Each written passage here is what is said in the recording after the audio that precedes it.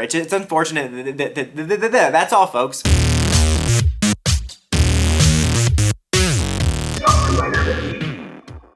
Hey YouTube, Dawson Rider here. Welcome to my series review for Kamen Rider Gotchard. Man, it has been a long, windy, and sometimes painful road to get here. Before we get started, does anyone want to get out? I'm sorry, I had to do it. I just can't think of that phrase without saying that movie. Wait, strike that, reverse it. Before we get started, with the last few series reviews I've done, I usually have a segment at the very end where I read some of your thoughts that I asked for. I still want to do that, but it's going to be a separate video this time. I have a bit of a random schedule this week, and I wanted to ensure I could get this video out right before my Gav review, so I'm going to ask for your thoughts on the series in the comments as usual. I mean, you probably would leave them anyway, but you know, leave them here. I'll also put up a community post on the same day this goes up, and I will select a handful of those and do a video that'll be something to the effect of like reacting to your thoughts on Kamen Rider Gotchard. I almost said Gav, and it'll be just similar. I read them and kind of give my thoughts on your thoughts, and just lots of thoughts everywhere. But anyway, so let's start with the review. So this has been a very interesting series for me. You know, I've been very on and off with my coverage of Rider, both in terms of talking about the channel and just watching it. You know, it's kind of been a little bit of Toku fatigue, but last year, you know, in case you didn't know, I'm sorry if you already knew this point, but last year I caught up on Geats, and it reignited my love for Rider and Toku a bit. I have a lot of nostalgia for last summer, especially the summer, fall. Catching up on Geats, I was really stoked about it. When I ran out of episodes, I went back and watched the episodes of Revice that I didn't finish, and even caught up on some specials and stuff, including watching most of Revice's specials, and I even made a list of specials and things that I had missed because I was just so excited, and it happened to be around the time that we were getting the first picks of Gotchard, and I was really stoked because I'm like, yes, this can be the new start of regular Rider coverage. I loved the look of the Rider, I loved the look of the concept, and I was stoked to cover it regularly, and it did look to be a bit back to basics, but I remained hopeful that, like, hey, even if it's back to basics, it doesn't mean it's going to be awful.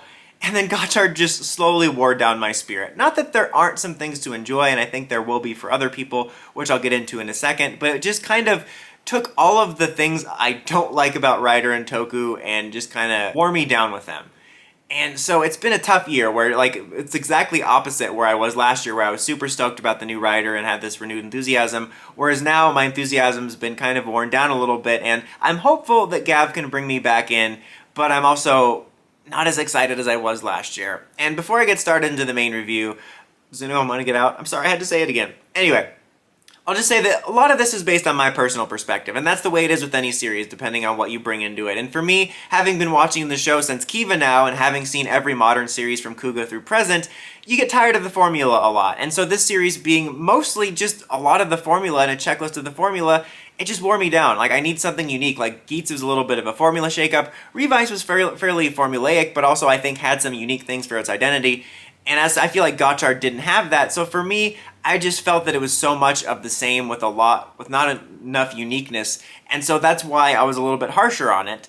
So I'm just worn down. So for those of you that are either very new to it, maybe it's your first Rider, second Rider, third Rider, or just simply don't get worn down by Toku as much as I do, you probably won't be as harsh on it. You know, for me, I get worn down a little easier. And then also, of course, my feelings on the protagonist. It's just not my type of protagonist. And for some people, they might like or not mind that type of protagonist. So I just want to say that it's very much about your perspective. And that's why I'm a little bit harsher on it. Just I'm a little bit more easily worn down by the annoying specialist boy character as well as the formula.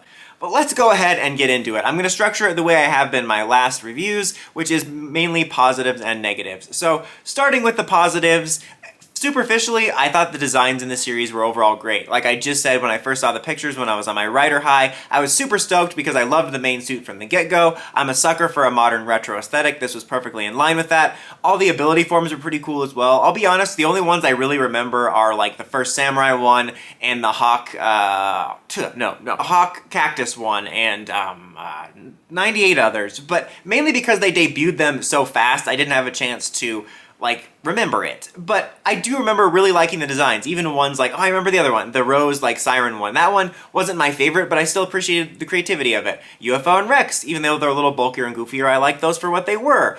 Future Daybreak Gotchard is great. I love Platinum Gotchard and Iron Gotchard. Not too hot on the rainbow form. I liked it when we first saw it, but seeing it in the show, it's kind of fugly, to be honest. It's not terrible, but all of Valvarad suits are pretty great. His final form is awesome.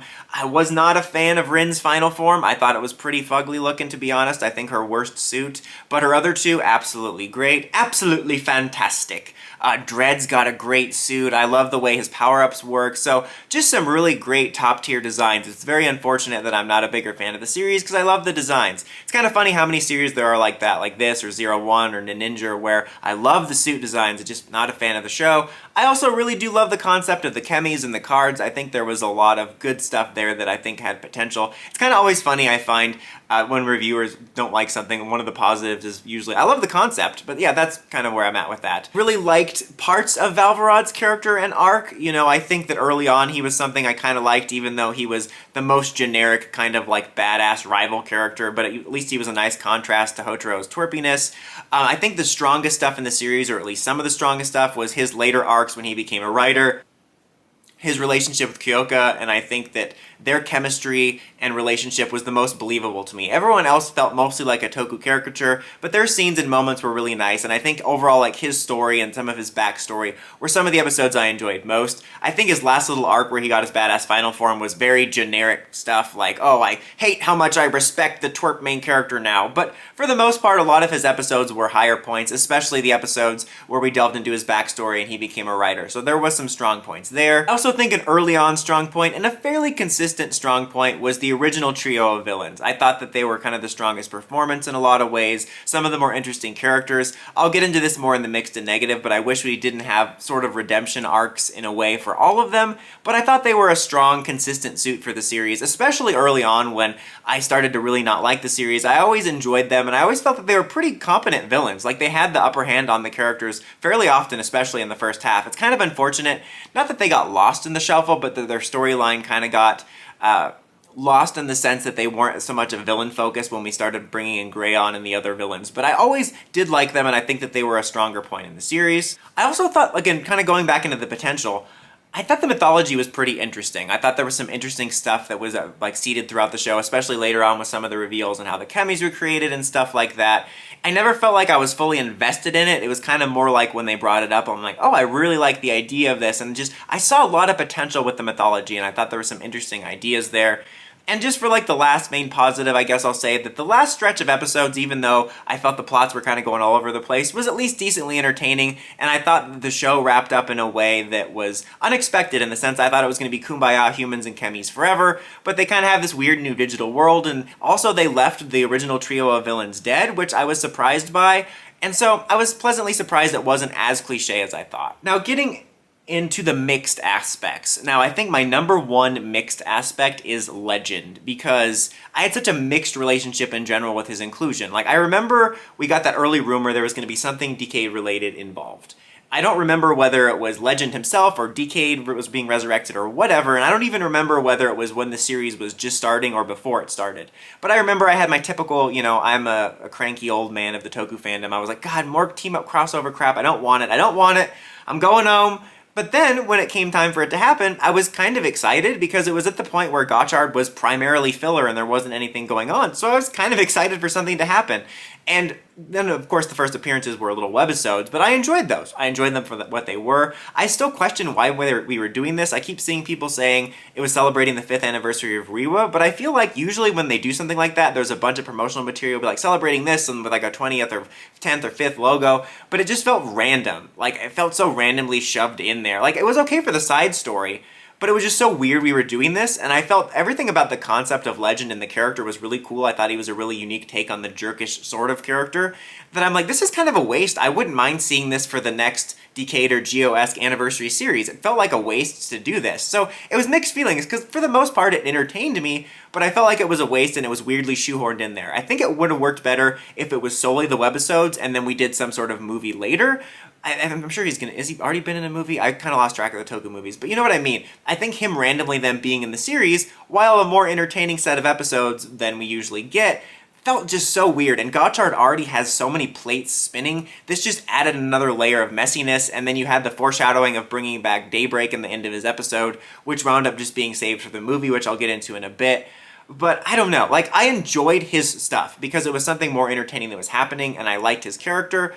but I just wish it wasn't included in the main series. It just felt messy. It felt like the boat crashing into the TARDIS, like it just sticking out randomly in the middle of the series, and so I had very mixed feelings about that. I feel in general there was a lot of ideas I liked in this series that just didn't reach their full potential. Like later on when we got to the arc where we were debuting Hotro's final form and we revealed the chemis were created for evil, and you have this, that's all very generic stuff, but then you have like that power in Hotro that was trapped within him. I was seeing potential there. Like the whole beginning part of the series focused on like, are the chemis good or bad, which leads to a huge negative of the series, but I'm like, okay, this is also kind of generic, but I think that there could have been something here. The idea of these creatures being created for evil, but then the creatures themselves are actually pure is actually interesting, and the idea that the evil from them comes from when they get in touch with malice, I don't know, I think there was something there that I think if they would have somehow revealed this earlier, could have created an interesting long-running kind of debate about that. I mean, I don't know, I think there was something there, and it was one of those cases where I really liked ideas like that. I'm like, this should have been introduced earlier, it could have been mined for some interesting stories, but it was never taken full advantage of. Same thing with some of the ideas behind Valvarad, like with his like darkness power and how that was tied to it. I felt like that was all wrapped up really weird. I can't remember what the darkness power was called, but oftentimes I felt he would have been a better main protagonist, to be honest with you. And also, like for Rin, it was really cool that we got a female secondary writer. And I saw a lot of people complaining, like, I don't know, I've seen both sides of the argument a little bit, but that she didn't get as much. I mean, I felt she was featured enough because she had a lot of primary stories with her dad and with Atropos. But also, it reminded me a lot of John in, Jean? I don't remember how to say it, but from Ghost. She looks like a Ghost Rider to me, but not like Ghost Rider like Nicolas Cage, but like a Kamen Rider Ghost Rider. Anyway, she looks like her rider system comes from Kamen Rider Ghost.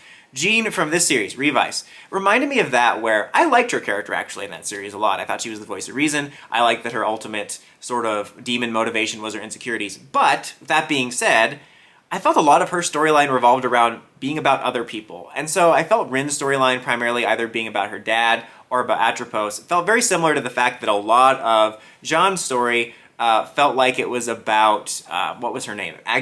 Christina Aguilera. I don't know. So I didn't think that she was in the background, but she definitely didn't feel as prominent as a secondary writer, if that makes sense. Like, I felt that Valvarad felt more like the traditional secondary writer. In fact, Nago from last year, I think, of the last 3 female lead characters we've gotten, I think was the best at having a story that I was interested in. I think she's my favorite character in that series, but also that felt like it was about her. Now getting into the negatives, I'm just laughing because I'm looking at my notes, and that, like, literally just the first note, nothing expanded upon it, just says Hotro. I want to try to keep this concise because I feel like I've complained about Hotro enough. You know, I know people get sick of it, and I'm so sorry. Sometimes it's just nice to be able to vent, but I want to keep it concise. I'll try. Probably not. If it's called Rambles, it's not. It's going to be called Review, but Ramble. Anyway, I'm already rambling. So, you guys know if you've watched the channel, and if you don't, I'm not a fan of this type of character, the sort of specialist boy, eccentric character. I'm just not a fan of the concept in general of everyone having to align behind the main character's point of view, especially when you have a series like this where there's some sort of moral debate. I know it's a kid show and it's meant to teach lessons, but I also think unless the other characters' points of view are bad, I think it's also valuable to teach kids about other people's perspectives and that everyone might have a different outlook. And I don't like that thing in general where we're lining up behind the main character. Last year, I liked Ace a heck of a ton more. Why did I say heck of a ton? Hell of a ton more. Because he was more of a badass and he wasn't an intolerable twerp. But they still had that specialist boy, he's got the only point of view. So I hate that type of character. I feel that in general, outside of exceptions like Ace, the last handful of years, all of the characters have felt so samey. It's like the same general cutout of kind of an eccentric busybody character that's a little bit quirky and is a specialist boy. And Hotro is like the pinnacle of that type of character, and I hated the performance of the actor. No offense to him or anything, I don't know. Maybe he can do better stuff, but he just didn't work as a lead for me. I think he would have been more successful as one of the alchemy students, and having someone like maybe Valvarad as the main character, and then having Hotro as one of the side characters that helps him understand, like, the potential of chemis, but I could just never believe him. Like, when he got serious or got a serious look or needed to be a badass, he just looked like someone could, like, flick him over with their pinky. I could never believe it. You know, we'd have torpier feeling and looking characters in the past, like Sogo, but even those characters, when they got that stern look on their face and needed to get serious, I could believe it, but I never believed it. It was always the most obnoxious and pathetic performance, and I just couldn't stand it. But enough about bashing him. My other negative in regards to him comes to the fact that I think one of my biggest negatives in this story honestly the series overall is it felt like there wasn't any ideas or themes, at least for me personally, that made the series feel unique. Like talking about Revice was a little bit more basic compared to Geats, but once I got more into the series, there were elements of it, such as the family dynamic, the theme of demons, that made the series stand out. It had its own flavor. I felt that Gotchard felt like a collection of other ideas and a checklist of ideas and plot twists we've seen in other series. And the center of that is the chemis. For me, it felt like a watered-down version of Zero-One stories with the human gears. And I'm not the biggest Zero-One fan. I definitely don't have as much hate or toxicate towards it like I do with this series. It just wasn't for me because I've seen so many AI stories and like the robots aren't people. They're can openers, which especially, so I was never a fan of that. But they did it so much better. In fact, it like makes me appreciate Zero-One. I really want to rewatch that one because I don't have negative emotions towards it, and I love the suits, and I'm like hoping to appreciate it. Anyway, but it was like a watered-down version of that, including Hotaro. Like, even though I wasn't as into the Humagears story, they did such a good job of laying the groundwork of getting you to understand the Humagears, why they could be like valuable members of society, more importantly, why the main character cares about them. Even though I didn't agree with him, I understood why Aruto was so about Humagears. He was raised by one, they constantly showed how he connected with them. With the chemis, it was all show, don't tell. It was just, chemis, my gotcha! And I feel there should have been so much more to build that relationship, to get us to care about the chemis outside of Hopper 1's kind of adorable, and the little smartphone one was also a chonky boy. And that was it.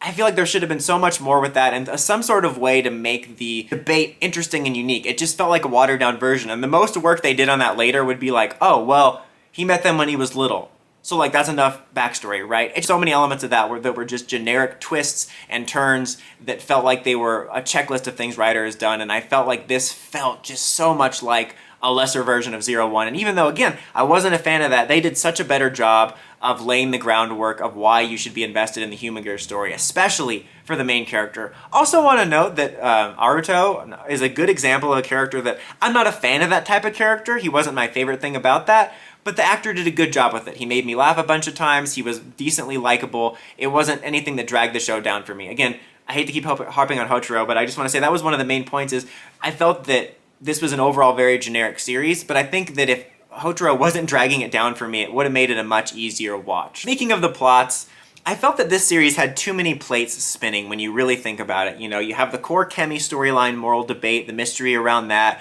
Rin and the dad storyline, you have the story with Greyon and all their villains, you have Legend, which I like just mentioned, just gets thrown in there. You have the Daybreak storyline coming in there. And then at the end, it felt like just a random bunch of plot twists. And like, oh, look, there's this other secret academy thingy or organization that was related. And then, oh no, Greyon's back. Or there's more than one Apostle King. And it just felt like a series of just random twists, like filling out time. And it felt like there was a lot of potential in all the stories, but it just felt so random that there was just too much mess going on. And especially things with Legend and Daybreak felt like these two huge things that just like stuck out like a sore thumb. And that kind of goes into a mixed and negative thing too with Daybreak. That was maybe my favorite thing in the series outside of the Valvrod dynamic with Kyoka, was I love a good storyline like that with a cool future version of the character. Like the idea that Hotaro might become a badass. There could have been a meta story almost about Hotaro such a wimp that he needs to teach his past self to actually be cool. But that was the most intriguing thing. That was probably the most I'd ever been intrigued by something. And the fact that it was over so quick just to introduce the super form, and then it got shoved off to the movie. I'm sure it's a different experience for those in Japan that get to see the movies and stuff, but it just made for the pacing to be very weird, because it felt like this big thing being introduced, and then it felt like, oh, it was only for the super form, and then they foreshadow it coming back, only to shove it off to the movie. I actually might watch the movie just because I'm really curious when it eventually comes out for us, because I'm actually curious. But I think that was a lot of missed potential, but because it was shoved off to the movie, it made it feel like just another thing we were throwing into the pile. And I'm also just curious, as a small side note, I'm curious like about the experience of Japanese fans, whether it's younger fans or older fans, about how many of them go see the movies always, or do some of them wait for it to come out on DVD or streaming or whatever like we do. Because I'm thinking about like kind of the MCU, about some people don't watch everything and do the homework, but I just think it's an interesting experience for us, because like a lot of the times if the movie is essential to the series or it has something essential in it, we don't get to see it until maybe next year when the other series is airing. Alright, last thing about the plot, I wasn't a fan, as I mentioned in the finale review, of Greyon as a final villain. I thought he was a weak final villain. I think his motivation about everything becoming gold, there was like something there that tied into some of the plots and themes, but it felt goofy and stupid, and I didn't like Greyon, and I think it would have been more successful. Honestly, I think outside of the original trio, my favorite was the first Abyssal King guy that got introduced, because he was like, oh, I created all this, I created the chemis for evil. I think he would have been a good final villain. Very generic, but I think having that comparing and contrasting of Hotaro believing the chemis and him being like, no, they were created for evil, would have been more of a thematic conclusion that made sense than like, chemis, gotcha, and I love gold! So I just wasn't a fan of that. And also, even though I really liked the core trio of villains, I really wish that not all of them were redeemed. In a lot of ways, their storyline of Clotho and Atropos and Lachis reminded me a lot of the Dawn Brother villain storyline, where they all got redeemed, and I wish that just one of them stayed, more evil. Just because I think there's something interesting there about a couple of them finding humanity and one of them staying evil. Not to mention I'm tired of them always having to redeem most of the human villains that have focus to some degree. I just wish that there wasn't as much of that. I think obviously Clotho was the least of it, at least in my opinion, but I just wish it had been handled a little bit differently. Like, I like them, they were so strong as villains, and then I could see the writing on the wall with where they were going with that at the end. Now, my last negative I wanted to bring up is I feel that the cast was too big. I think that we didn't need a lot of these characters. It's funny because at the beginning of the series, before we got the first trailer and stuff, I misunderstood and I thought that the series was going to be kind of like Kamen Rider Shinobi, where the world knew about alchemy academies and stuff, and we were going to have a larger school setting, sort of like Forze, but mixed with that idea of like a dual academy or the Shinobi Academy stuff. And I was disappointed it was a small scale. But then once we got that, it's like, so now we have this small group. I felt that so many of them we just didn't need, especially Kajiki. He was the most useless character in the show. He never once showed me why he needed to be there. The most interesting thing that happened to him was being a butler variant for Legend. And his only story revolved around that reoccurring story about his memory being erased, and then with that one girl in the UFO and whatever. He didn't need to be there at all. That time could have been better spent on the other characters. Even the other two students, whose names I had to look up, Renge, I barely remember anything about her, and Sabemaru, there was some stuff kind of there, but I just felt that they were a waste, and I would have rather them devoted their time to their main characters. I just felt this, especially with Kajiki, but I felt we didn't need all these characters. And it leads me to one other thing that was weird, which was Dredd, the way Dredd was handled with that. Dredd is so weird because he's such a cool design, and it feels like it should be one of the main reoccurring villains of the series, and yet it felt like a slutty Fies driver that just got passed around.